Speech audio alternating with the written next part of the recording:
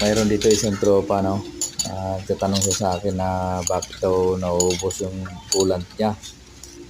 Yan, sabi ko buksan mo yung lagay ng langis, tapos tignan natin baka puno na ng langis yan. Naghalo na yung coolant saka langis. Yan o. Uy, Yan, sabi ko nga ba eh. ano yan? Naghalo na nga yung langis saka coolant.